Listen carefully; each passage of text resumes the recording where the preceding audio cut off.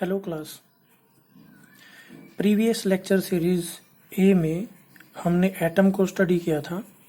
ठीक है, तो एटम में हमारे पास सबसे पहले जे थॉमसन मॉडल है, उसका हमने प्लम पडिंग मॉडल स्टडी किया।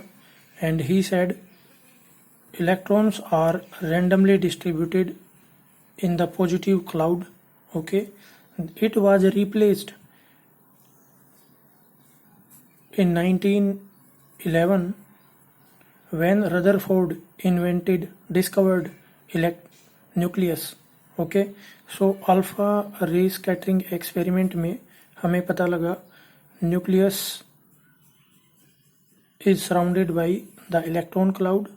एंड उसके बाद फिर Bohr theory after 2 years in 1913 Bohr gave the atomic model. Okay, so इस लेक्चर सीरीज में हम बोहर थ्योरी को स्टडी करेंगे। ठीक है, so let us start. So in this lecture series first chapter will be regarding what is Bohr theory. तो इसमें जो भी बोहर की एजम्पशंस थी हम उनको डिस्कस करेंगे।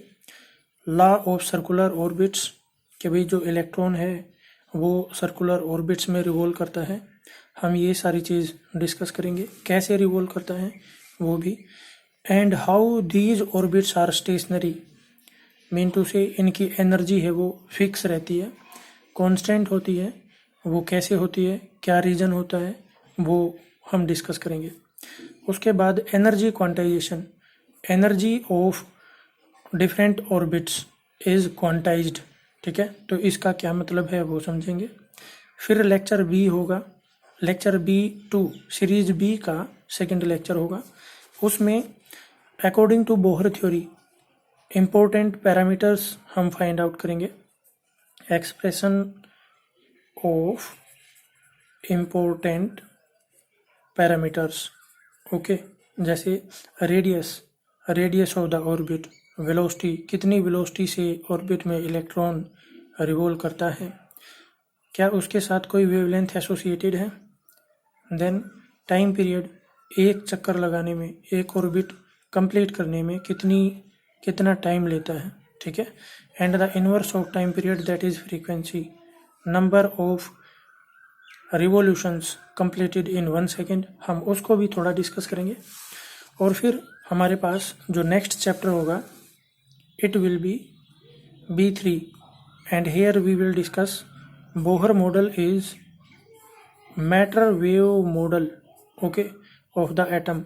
तो इसका क्या मतलब है, इसमें बेसिकली बोहर ने क्या एज्यूम किया था कि जो इलेक्ट्रॉन है उसके साथ एक स्टेशनरी वेव होती है। इलेक्ट्रॉन को आप एक स्टेशनरी वेव से रिप्रेजेंट कर सकते हैं, है ना, या स्टैंडिंग वेव से रिप्रेजेंट कर सकते हैं।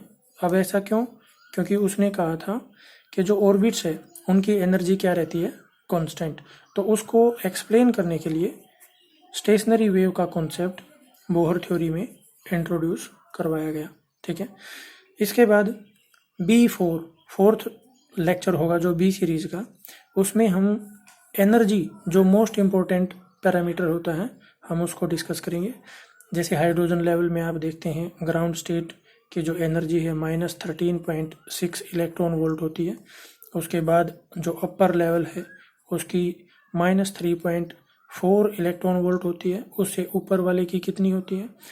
ओके, तो जब इलेक्ट्रॉन एक ऑर्बिट से दूसरे में जंप करेगा तो कितनी एनर्जी रिलीज करेगा, वो सारी चीज़ें हम यहाँ पे डिस्कस करेंगे।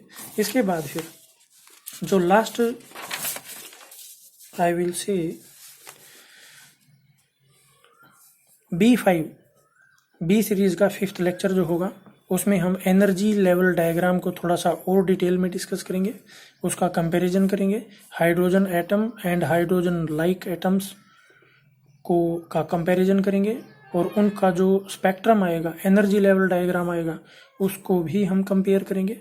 एंड इसके बाद एक लेक्चर होगा बी सीरीज में ही B6, तो इसमें हम डिस्कस करेंगे failure of Bohr theory okay, Bohr theory of atom को हम डिस्कस करेंगे, ठीक है। और इसके बाद फिर अब जब एक थ्योरी फेल हो गई तो कोई दूसरी थ्योरी आई होगी, तो वो डिस्कस करेंगे हम, ठीक है। तो उसमें हम जो भी फोर्थ कमिंग या आप बोल सकते हैं फ्यूचर एटॉमिक मॉडल्स होंगे, फ्यूचर एटॉमिक मॉडल्स, हम उनको डिस्कस करेंगे, ठीक है। Thank you class.